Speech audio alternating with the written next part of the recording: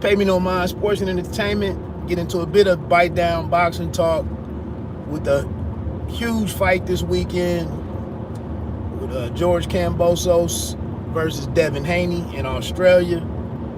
That's Saturday night, and then we also have the finals, the NBA finals starting. That's tonight. Yeah, tonight. So, and honestly, we just missed an awesome. I missed it, the French Open with Nadal and Djokovic. Nadal prevailed last weekend. Well, let me get into it, man. Devin Haney is over here. You know, I think Devin has really conducted himself. I think he said all the right things. I haven't listened to a bunch of the coverage this week, or really the last 2 weeks.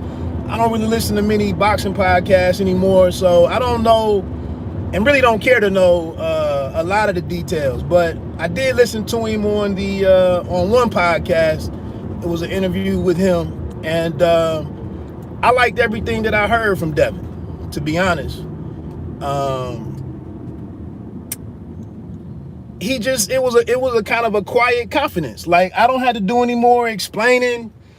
I don't have to defend anything, what's going on. He just answered the questions. You know, he really showed not much emotion at all. His father, at this point in time, you know, has not been cleared to get over there to be in his corner. It doesn't look like that's going to happen. But he really wasn't too worried about it. As far as Kambosos and some of the games that he's tried to play, you know, getting into his head a little bit, some of the different tactics that he's tried to do, he really seems like he hasn't paid a lot of attention to any of that. He just seems like a dude who's focused on the task at hand. And I respect that. Like I said, I'm really disappointed in the fact that he had to go into this deal that he had to go into, signing a co-promotional contract with DeBella and Top Rank, where he had been kind of in a joint partnership with Eddie Hearn and Matchroom. But to get this particular fight, you know, he had to give up like the next year and a half of his life to new people. I saw Hearn come out and comment about it, you know, that Devin doesn't have a strong promoter backing him in this fight. And, you know, so much of this has been set up in favor of George Kambosos Jr. But it is what it is. And like I said, I think Haney is just like, look, if you're going to give up all of this, if you're going to make all of these sacrifices or all of these concessions, at least let it be for the right thing. And the right thing is the lightweight undisputed championship of the world. So I think he just has to go over here and handle his business. Like I said, if he's his best self, if he's the best version of himself Saturday, he gives himself an excellent chance to win the fight. And you know, Kambosos is not unbeatable. And he's a dude who hasn't shown us time and time again how elite he is or how great he is. He's not a devastating puncher. So I think Devin is just like, look, put me and this dude in a fight for 12 rounds. I should win the majority of those fights. So I think that's just where he is with it. Kambosos, on the other hand, you know, I'm not gonna say he doesn't have a shot. Obviously, it's in his hometown. We saw Manny Pacquiao go over there and end up with a questionable decision.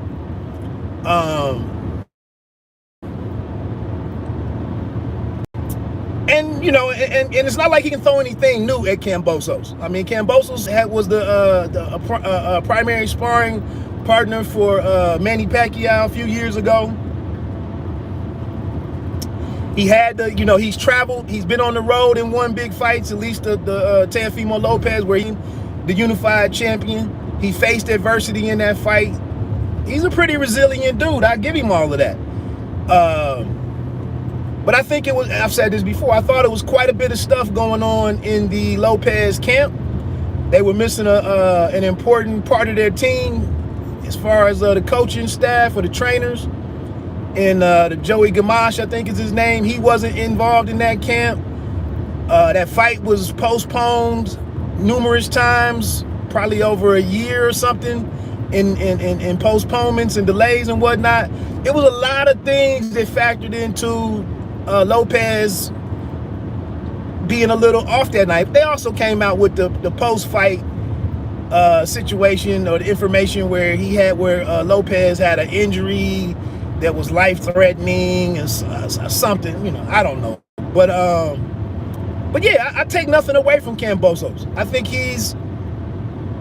in terms of selling the fight, conducting himself like a champion and playing the mind games before the fight, I think Kambosos picked that up seamlessly.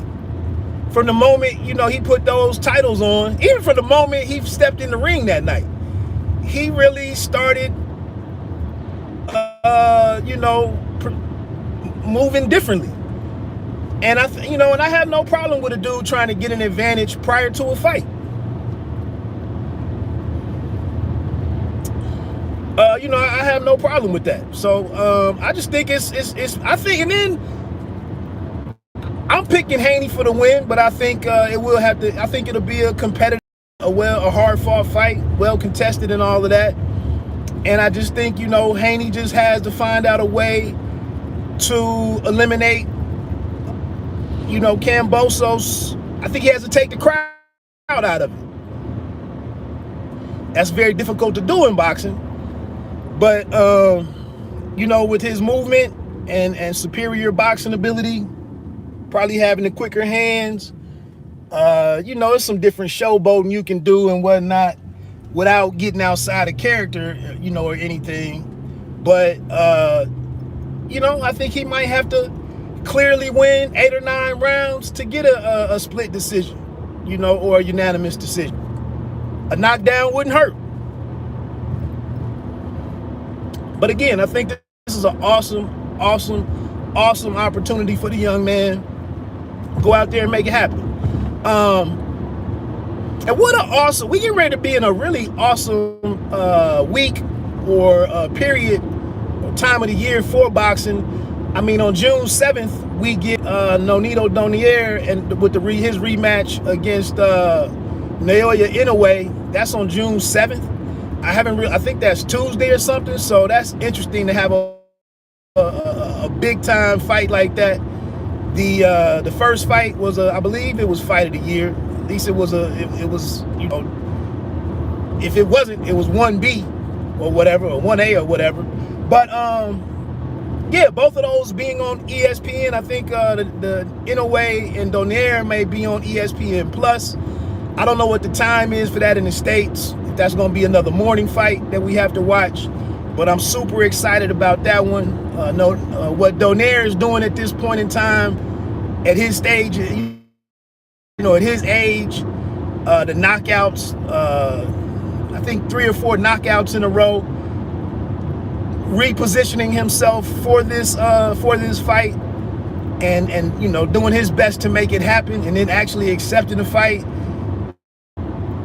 Shout out to Donaire, you know, shout out to that man. The first one was the finale. I think it was the finale of the World Boxing Super Series a couple of years ago. A phenomenal fight.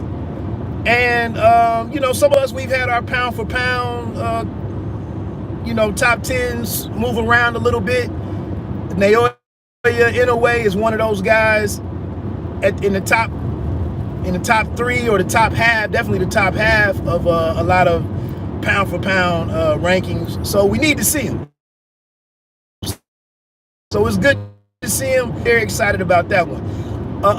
Last boxing note, and I can't remember if it's June 24th or July 24th, or maybe it's not even the 24th, but I know we have, yeah, so the Joshua and Usyk, that's coming up. So it's a lot of good fights, really a hot period for boxing. We also got the youngster, Bam Rodriguez and or Sorung Vasai is out there. I think that's in the next 4 to 6 weeks. That's something. I don't know if ESPN boxing. I don't know if it really carries the same cachet as the big time, the boxing that's on Showtime and HBO. I don't know, but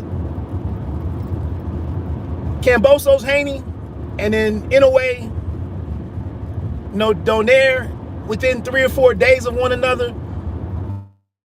I mean, it doesn't get any better than that, especially for the cost. If you're just talking about $6 or whatever it is for ESPN Plus to watch the second one, very well contested bouts. So great moment for boxing. This Steph, the finals start tonight. I saw one ESPN Instagram post where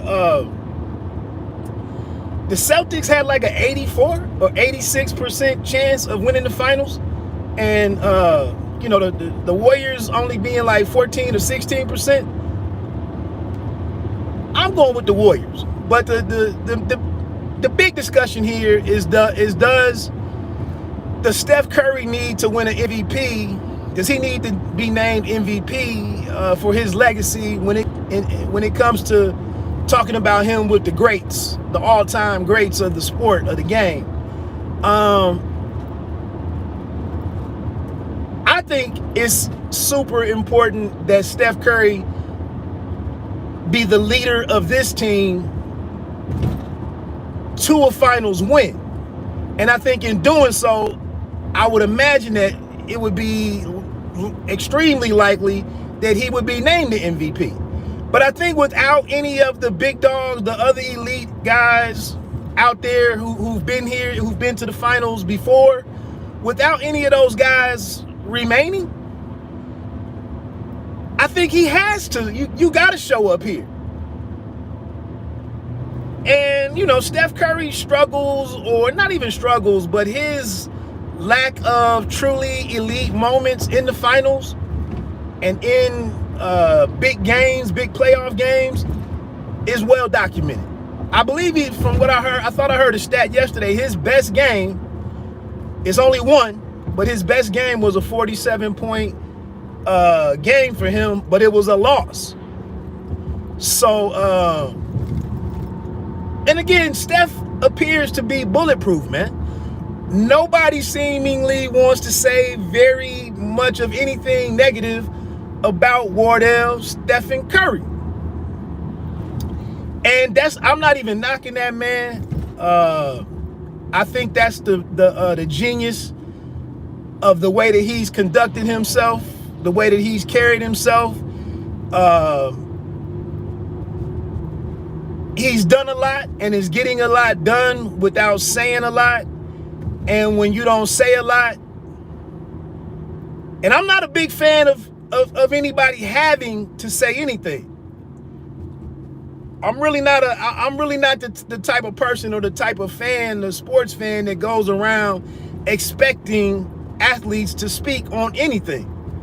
I just think those that can do it and who choose to do it, and the ones who do it well and make sensible statements and whatnot on certain things as they want to, I think that's great for them. But again, I'm not the person that says that, just because you have a certain position or a certain status that you need to be out here saying XYZ, because some of these guys really don't have anything. A lot of these guys don't have much to say than the ordinary person would. But Steph has really just skated through. And then as an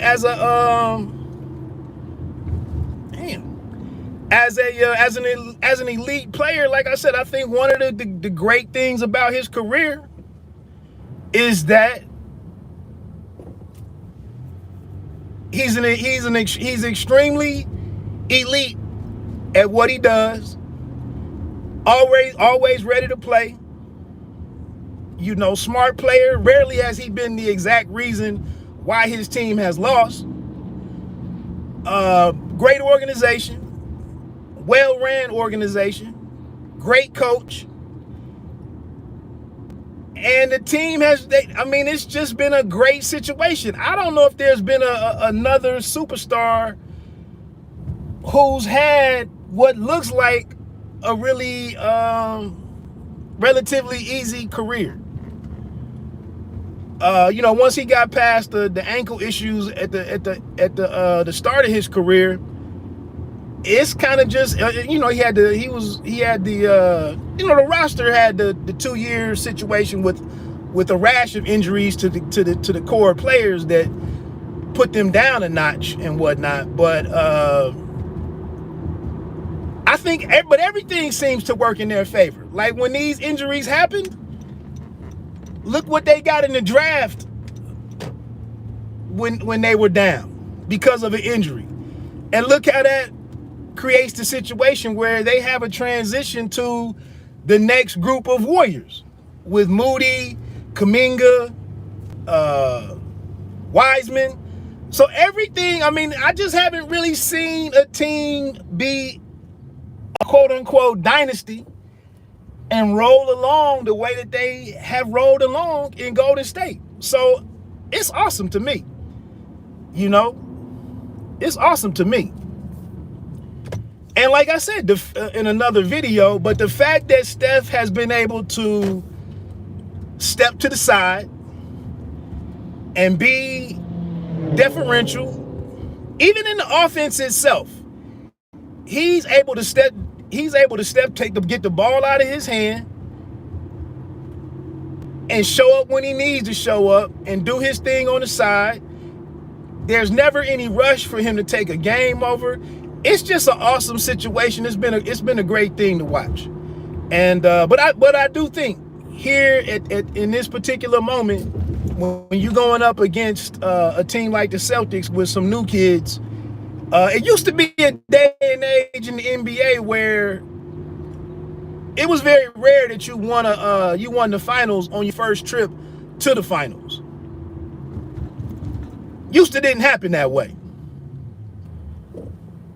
A lot of your big time guys, Dwayne Wade might not fall in that category, but a lot of these guys, the first trip to the finals was kind of a learning experience. They didn't come home with the title. So thinking back to that era, I like Golden State with the veterans and the play and the staff that's been there before. You also got a rookie coach in Boston. I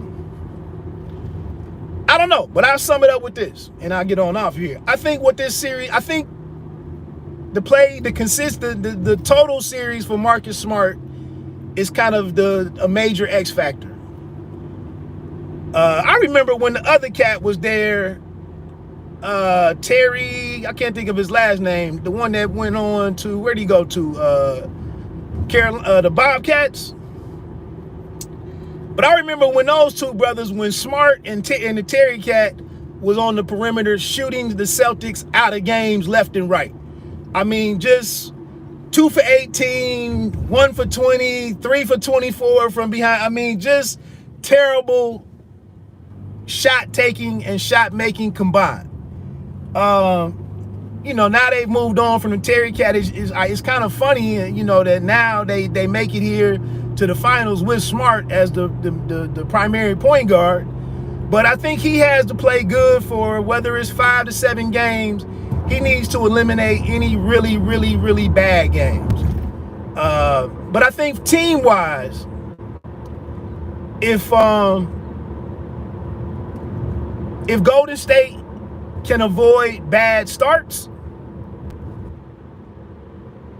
their chances go up significantly. And if the Celtics can avoid bad endings to games, long stretches of not being able to put the ball in the basket in the second half of the third quarter and late in the fourth quarter, you know, because they start pretty well. They start pretty well for the most part. But if they can avoid, you know, the second half skids, then their chances to win it should go up significantly. I just think the one thing for the Celtics, you know, they don't really have a physically imposing player, a long, rangy, physical player that is going to, that Steph kind of, his energy changes when he's going up, when he's being guarded by LeBron or Kawhi Leonard. Guys we kind of consider as killers, you know, or dogs. There aren't any dogs in this series, you know, for the most part. So, I mean, they got, you know, the Celtics have a collection of longer guys to rotate on to Steph and whatnot, and then you have the defensive player of the year in Smart could conceivably spend a lot of time on Steph, but yeah, I think it. Again, the dude is bulletproof, but for me, it's the perfect moment where I would like to see Steph rise to the occasion, have a solid series, get his MVP, and then, you know, we move on. Let me get on off of here, man. Enjoy the game tonight, and enjoy the series in general. Enjoy the fight this weekend. Keep an eye out for that NOA and Donaire. And hey, Bite Down Boxing. You don't let them count you out. Pay me no mind, sports and entertainment. You don't have to be great to start, but you have to start to be great. Peace.